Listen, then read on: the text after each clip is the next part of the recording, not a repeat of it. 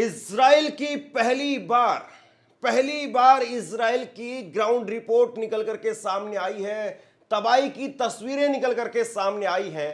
हालांकि है बहुत छुटपुट, लेकिन फिर भी जिस तरीके से इजराइल के अंदर और खास तौर पर तेल अवीव में जो नुकसान दिखाई दे रहा है, जो कहर दिखाई दे रहा है, यह अपने आप में बहुत कुछ बयां करता है। वो वीडियो, वो तस्वीरें मैं आपको दिखाऊंगा कुछ देर में।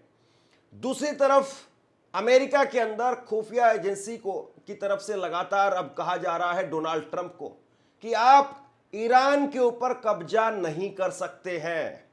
और आज कहीं और नहीं, दुनिया के किसी और दूसरे हिस्से में नहीं, बल्कि वॉशिंगटन पोस्ट में एक बहुत बड़ा आर्टिकल छपा है, एक रिपोर्ट छपी है, और उसमें विस्तार से बताया गया है कि क्यों आखिरकार आप ईरान के ऊपर कब्जा नहीं कर सकते हैं। वो रिपोर्ट भी मैं आपके सामने रखूंगा कि उसमें कौन कौन से ऐसे पहलू बताए गए हैं जहां पर यह कहा गया है कि आप एक खामेनेई तो छोड़िए, अगर आप वहां पर पूरी लीडरशिप को भी तबाह कर देंगे तब भी ईरान के ऊपर आप कब्जा नहीं कर सकते हैं। और ये वॉशिंगटन पोस्ट के अंदर इसको जो है छापा गया है। बहुत बड़ी बात हो जाती है, उस पर भी बात करेंगे। लेकिन सबसे पहले मैं कुछ तस्वीर आपको दिखाना चाहता हूं, और मुझे लगता है कि यहीं से शुरुआत करनी चाहिए। और सारी रिपोर्ट सब कुछ एक तरफ आप रख दीजिए। आप ये अल जजीरा की रिपोर्ट आप देखिए, अल जजीरा की रिपोर्ट आप देखिए, और इसके अंदर कहा गया है कि ईरान के लोग वो ब्लड डोनेट कर रहे हैं विक्टिम्स के लिए, जो पीड़ित हैं यूएस इजराइल अटैक से, उनके लिए ब्लड डोनेट कर रहे हैं। और जरा आप देखिए कितनी बड़ी संख्या में लोग अस्पतालों के अंदर जा करके बैठे हुए हैं खून देने के लिए, क्योंकि सबसे ज्यादा वॉर के अंदर, युद्ध में खून की कमी जो है वो होती है। और ऐसे में अपना खून देने के लिए, ब्लड डोनेट करने के लिए लोग बैठे हुए हैं। वैसे तो मुझे लगता है कि बहुत छोटी तस्वीर हो जाएगी इजराइल के सामने। इस वक्त में ईरान के लोग जो कुछ कर रहे हैं उसको इस तस्वीर के जरिए माप पाना बहुत मुश्किल काम है। लेकिन फिर भी आप ईरान के जज्बे को आप समझ सकते हैं। एक तरफ अमेरिका, इजराइल एक सपने देख रहा है, ख्वाब देख रहा है कि हम तख्ता पलट कर देंगे, वहां पर विद्रोह हो जाएगा, ये हो जाएगा, वो हो जाएगा। लेकिन यहां पर लोग अपनी इच्छा से जाकर के खून दे रहे हैं। इसी से आप समझ लीजिए उस देश की मिट्टी क्या है, उस देश की इस वक्त में फिजाओं में चल क्या रहा है, वहां के लोगों के अंदर क्या चल रहा है, और वहां के लोगों में, उन लोगों की रगों में कौन सा खून दौड़ रहा है, बगावत का खून दौड़ रहा है या देशभक्ति का खून दौड़ रहा है। इस बात को आप समझ लीजिए। अब जो है वहां से रिपोर्ट निकल करके सामने आई। सबसे पहले तो मैं आपको वो दिखाता हूं। हालांकि जिस तरह से वहां पर इजराइल के अंदर नुकसान हो रहा है उसका विस्तार से रिपोर्ट सामने आनी चाहिए, लेकिन मुझे लगता है कि ये दो अलग अलग रिपोर्टर्स को आप एक साथ देख लीजिए। दो अलग अलग रिपोर्टर्स हैं, और एक जो तेल अवीव के अंदर एक बिल्डिंग पर, बड़ी बिल्डिंग पर खड़े होकर के रिपोर्टिंग कर रहा है, और दूसरा एक मकान के अंदर जाकर के रिपोर्टिंग कर रहा है। और ये दोनों तस्वीरें अपने आप में बताने के लिए काफी हैं कि इजराइल का आयरन डोम सिस्टम और सब कुछ वो धरा का धरा रह गया, और जमीन पर नीचे तक मार हो रही है। इसके बाद में एक ये तस्वीर देखिए आप, एक ये तस्वीर देखिए, जमीन के अंदर कितना जबरदस्त तरीके से जो है वो गड्ढा बना दिया मिसाइल ने। और इसीलिए कहा जा रहा है कि अंदर नीचे 100 फीट गहरे बंकर में भी लोग सुरक्षित नहीं है। वहां तक भी ईरान की मिसाइलें मार कर रही हैं। वहां पर जाकर के भी ईरान की मिसाइलों का नुकसान जो है साफ तौर पर देखा जा रहा है। इस गड्ढे से ही आप जो है वो अंदाजा लगा लीजिए। एक तरफ ये है इजराइल का नजारा, और मैं आपको अब दूसरा नजारा दिखाता हूं। और वो नजारा जो आप घर बैठे बैठे इस वक्त में ईरान की सड़कों पर जो कुछ हो रहा है उसको देखिए और समझिए। ये CNN के रिपोर्टर हैं फेडरिक, और इन्होंने एक ये विजुअल साझा किया है। मैं उन्हीं की टाइमलाइन से विजुअल आपको दिखा रहा हूं। सन्नाटा दिखाई दे रहा है, लेकिन फिर भी देखिए आप, तेहरान के अंदर कोई ऐसा नहीं है कि वहां पर पूरी तरह से मलबे में बिल्डिंगें वो ढेर हो गई हैं। बड़े बड़े ईरान के फ्लैग्स वो सड़कों के ऊपर लगे हुए हैं। कुछ जगह पर जहां पर हमला हुआ है वहां पर नीले रंग की त्रिपाल लगा करके ढका गया है। ये दो तस्वीरें जो हम दिखा रहे हैं। और दूसरी तस्वीर आप देखिए जहां पर खामेनेई की बड़ी बड़ी तस्वीरें सड़क किनारे लगी हुई है। सड़कों पर ट्रैफिक आम दिनों की भांति जो है वो दिखाई दे रहा है। हालांकि कुछ कम ट्रैफिक है, लेकिन फिर भी बड़े बड़े होर्डिंग वो खामेनेई के लगे हुए हैं, बड़े बड़े ईरान के झंडे लगे हुए हैं। लोग आ रहे हैं, जा रहे हैं। ऊपर का जो आसमान है, अब ये एक तस्वीर और देखिए जो ऊपर के आसमान की तस्वीर निकल करके सामने आई है, और ऐसा काला काला आसमान जो है वो दिखाई दे रहा है। ये तेहरान का इस वक्त में नज़ारा है। तेहरान में इसलिए काला काला आसमान दिखाई दे रहा है क्योंकि तेहरान में बड़ी भारी संख्या में तेल के डिपो में आग लगाई गई, और उसके बाद में जब तेल के डिपो में आग लगती है तो उसके बाद में आपको पता है कि पूरे आसमान में धुआं ही धुआं दिखाई देता है। और जाहिर सी बात है वो जो तेल के 3 बड़े डिपो थे वो बहुत बड़ी संख्या में थे, और इसलिए वहां पर तेल धू धू करके जला है, और उसके बाद में जो राख है वो पूरे आसमान में इस वक्त में तेहरान के अंदर फैली हुई है। एक तस्वीर आप ये देखिए, वहां पर सड़क के किनारे जो शिविर है वहां भी तेल बह करके निकल गया, और वहां पर भी इस वक्त में आग लगती हुई दिखाई दे रही है। लेकिन फिर भी ईरान के लोग उन्हीं सड़कों पर अपनी गाड़ियों से रफ्तार भर रहे हैं। यानी नुकसान है, और बहुत ज्यादा नुकसान है ये भी आप कह सकते हैं, लेकिन उस सब के बावजूद ईरान खड़ा है। और मुझे लगता है कि ईरान की ये एक बड़ी बात कही जानी चाहिए कि आप इतने भारी भयंकर हालात में भी आप रिपोर्टर्स को रोक नहीं रहे हैं, आप रिपोर्टर्स को लगातार वहां पर ग्राउंड पर उतरने का मौका दे रहे हैं। और कल की ये तस्वीर आप देख लीजिए, कल की एक तस्वीर आप देखिए जहां पर एक रिपोर्टर खड़ा हुआ है और उसके पीछे धू धू करके तेल के डिपो जल रहे हैं, और वो रिपोर्टर वहां पर खड़े होकर के रिपोर्टिंग कर रहा है, और आराम से वो रिपोर्टर वहां पर खड़े होकर के वहां के जजात का एक तरीके से मुआयना करके समझा रहा है अपने व्यूवर्स को। और मुझे लगता है कि इस तरह की कोई तस्वीर आपने इजराइल से नहीं देखी होगी। CNN की एक रिपोर्टर वहां पर थे, उन्होंने कहा कि जैसे ही मिसाइल गिरी हमें मना कर दिया गया, लेकिन यहां पर इतना बड़ा हमला हुआ उसके बावजूद ईरान किसी को रोक नहीं रहा है कि आप हमला मत दिखाइए, आप ये मत करिए, आप ये मत करिए। किसी को जेल में नहीं डाल रहा है, किसी को गोली मारने के आदेश नहीं दिए गए। जो कुछ हो रहा है उसको वहां पर जो भी रिपोर्टर हैं, जो भी एजेंसी वहां पर लगी हुई है, न्यूज एजेंसी, उनके जरिए से वो कैच कर रहे हैं और उसके बाद में पूरी दुनिया में दिखा रहे हैं। किसी प्रकार की कोई रोक टोक नहीं है। ये इस वक्त में इजराइल और ईरान के हालात जो है वो आपके सामने हैं, और आप जो है वो अंदाजा लगा सकते हैं कि इजराइल कितनी ईमानदारी से दिखा रहा है, कितना छुपा रहा है, और दूसरी तरफ ईरान वो कितना छुपा रहा है और कितना दिखा रहा है। ईरान, सबको पता है कि खामेनेई उनकी मौत के बाद में ईरान एक तरीके से आप ये कह सकते हैं कि ज़्यादा नुकसान में है। अमेरिका और इजराइल की तरफ से जो मिसाइल और ड्रोन के हमले हुए हैं उससे ज़्यादा नुकसान वो भी ईरान का हुआ है। लोगों की अगर मौत की अगर बात करें तो वो भी ज़्यादा लोगों की मौत वो भी ईरान के लोगों की हुई है, इसमें कोई शक नहीं है।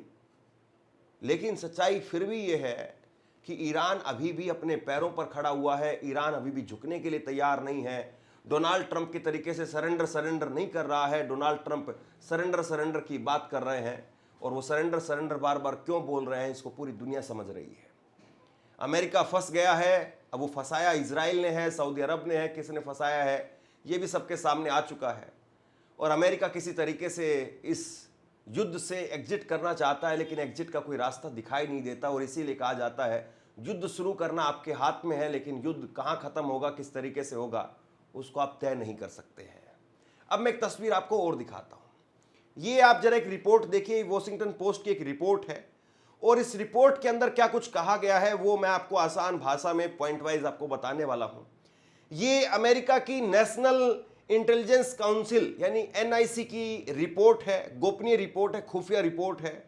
और इस रिपोर्ट के अंदर कहा गया है कि बड़े पैमाने पर सैन्य हमले के बावजूद ईरान की सत्ता की संरचना वो आसानी से नहीं टूटने वाली है। यानी आप चाहे जितने मर्जी बड़े पैमाने पर हमले कर दीजिए, उस सब के बावजूद ईरान में अभी भी सत्ता को पलटना, वहां पर तख्ता पलट करना वो आसान काम नहीं है। ये खुद जो है वो अमेरिकी खुफिया एजेंसी वो मान रही है। ईरान की राजनीतिक व्यवस्था से पहले वहां सत्ता हस्तांतरण की व्यवस्था है, और इसे असेंबली एक्सपर्ट्स और सुरक्षा तंत्र वो संभालते हैं। और ये कहा जा रहा है, इस रिपोर्ट के अंदर भी इसका जिक्र किया गया है कि ईरान में जो सत्ता है उसमें विपक्ष को भी अपने अंदर ही मिला लिया है। यानी वहां पर कोई ऐसा नहीं है कि दो अलग अलग खेमे हैं, और एक खेमा वो चाहता है कि सरकार गिर जाए, सरकार गिर करके हमारे हाथ में आ जाए।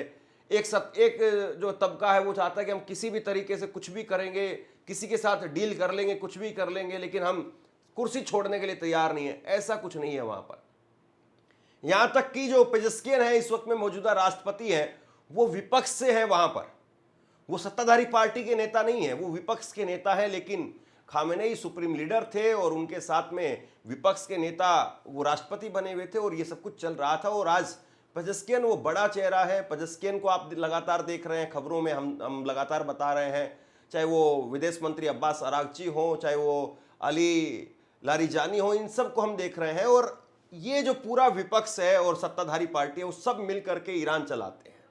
ईरान में कोई ऐसा है ही नहीं कि जो सत्ता के लिए एक तरीके से ललायत हो, या फिर यूं कहें कि उसको आप सत्ता दे देंगे और वो संभाल लेगा, या फिर यूं कहें कि एक बड़ा तबका ये है बीजेपी कांग्रेस के जैसे कि अगर बीजेपी की सरकार जाएगी तो कांग्रेस संभाल लेगी, कांग्रेस की सरकार जाएगी तो बीजेपी संभाल लेगी। पूरे देश पर पैन इंडिया कोई दो पार्टी वहां है ही नहीं, कोई इस तरह से सत्ता है ही नहीं। तो फिर आप किससे सत्ता लेंगे और किसको देंगे, ये बड़ा सवाल जो इसमें उठ रहा है। और यह भी कहा गया है कि आईआरजीसी और धार्मिक नेतृत्वों की पकड़ मजबूत होने के कारण तुरंत शासन परिवर्तन की जो संभावना है वो बहुत कम मानी गई है। ये इस रिपोर्ट के अंदर जो है कहा गया है। इस रिपोर्ट में यह भी कहा गया है कि खामेनेई के मौत के बाद में भी ईरान की व्यवस्था वो तुरंत ढह जाएगी, ये सोचना बचकाना होगा। ये वहां की रिपोर्ट में लिखा है, उस रिपोर्ट से पढ़ करके मैं आपको बता रहा हूं।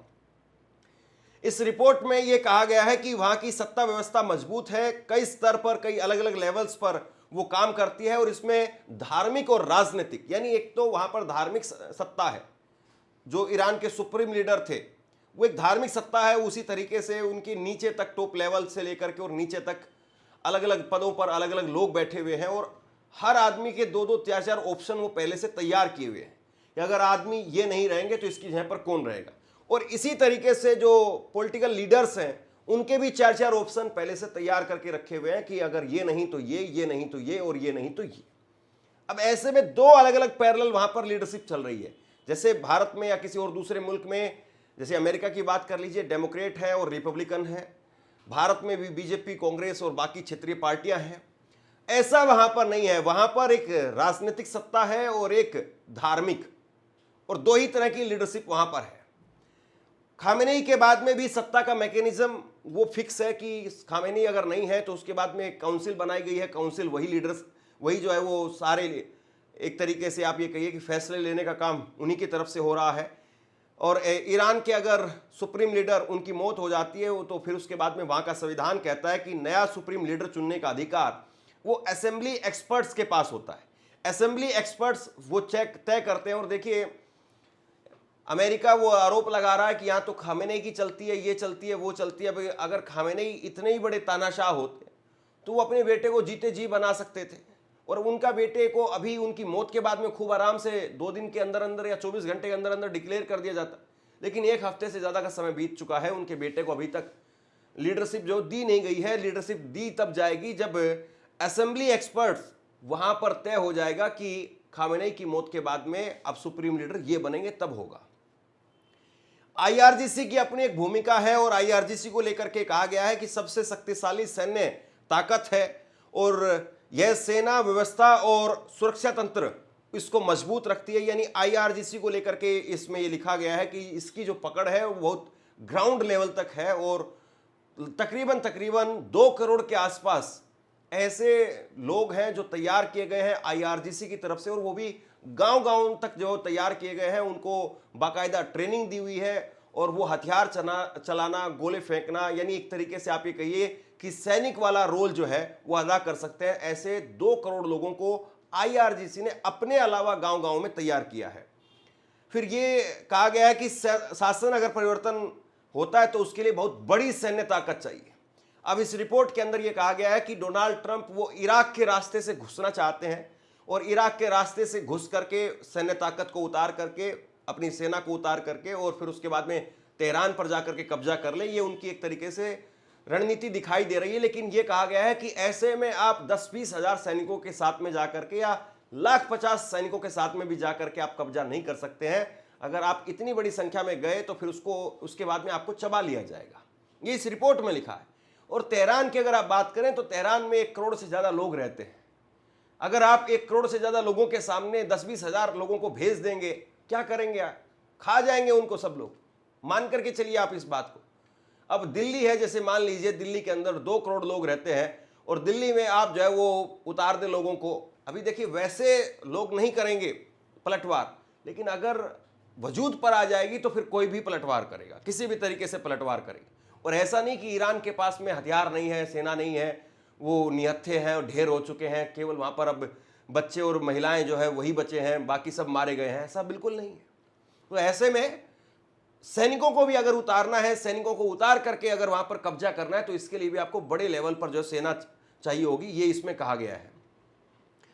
और फिर उसमें यह भी कहा गया है कि लंबे समय तक कब्जा यहां पर फिर बहुत मुश्किल काम है। अगर मान लीजिए आपने किसी तरीके से कुछ कर भी लिया तो उसमें भी फिर आप लंबे समय तक कब्जा नहीं कर सकते हैं। बहुत भारी सैनिकों की तादाद यहां पर आपको लगातार 24 घंटे रखनी पड़ेगी। यानी एक तरीके से आप ये कहिए कि फिर अमेरिका पहले ही जो है वो क्राइसिस से जूझ रहा है लगातार, और डोनाल्ड ट्रंप तो यही बात बोल करके आए थे कि हमारे सैनिकों की शहादत विदेशी धरती पर अब नहीं होगी। हालांकि उन्होंने खुद आज सैनिकों के ताबूत उनको रिसीव किया है, सैनिकों के पार्थिव शरीरों को रिसीव किया है, लेकिन अगर ईरान पर कब्जा करना है तो आपको बहुत बड़ी फौज की आवश्यकता होगी, ये इसमें कहा गया है। फिर इसके बाद में ये कहा गया कि ईरान का जो भूगोल है वो बहुत पेचीदा है। ईरान का भूगोल, उसमें बड़े पहाड़ हैं, रेगिस्तान हैं, बड़े बड़े शहर हैं, और जिनके कारण जमीन पर युद्ध लड़ना वो आसान काम नहीं है। और बाहरी ताकतों के लिए कब्जा करना वो तो बिल्कुल नामुमकिन जैसा है, ये इस रिपोर्ट में कहा गया है। जनता में राष्ट्रवाद बहुत मजबूत है। ये कहा गया कि विदेशी हमलों की स्थिति में ईरानी समाज का बड़ा हिस्सा सरकार के साथ में खड़ा हो सकता है।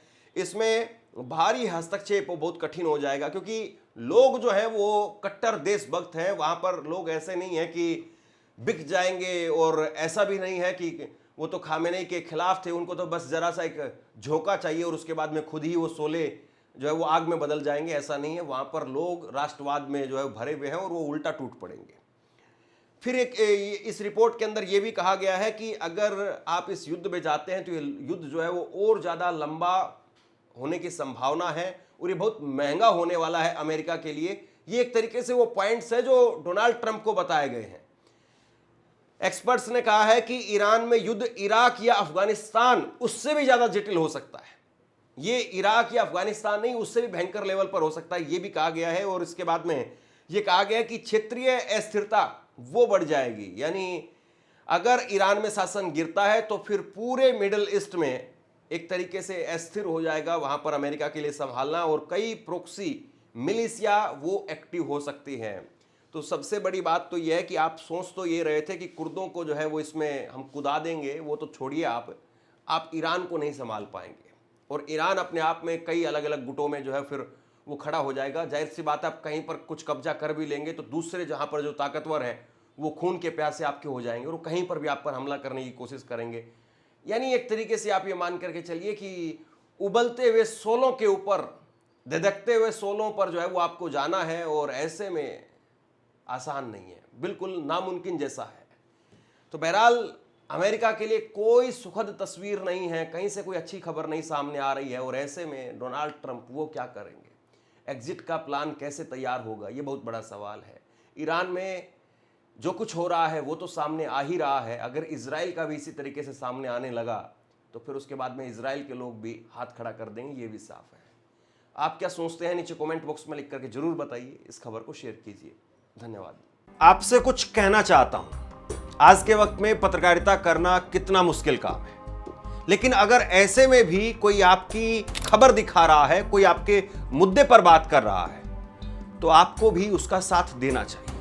अगर आपको लगता है कि मेरी पत्रकारिता सही है, मैं आपके लिए आपकी खबर वो दिखा रहा हूं, तो ऐसे में आप मेरा सहयोग कीजिए। आप इस वीडियो को जब लाइक करेंगे तो लाइक के साथ में ही एक थैंक्स का बटन आपको दिखाई देगा। उस थैंक्स के बटन पर आप क्लिक कीजिए और जो भी सहयोग राशि दे सकते हैं वो दीजिए। दूसरा, आप चैनल को ज्वाइन कर सकते हैं और चैनल को ज्वाइन करके भी मुझे मदद कर सकते हैं।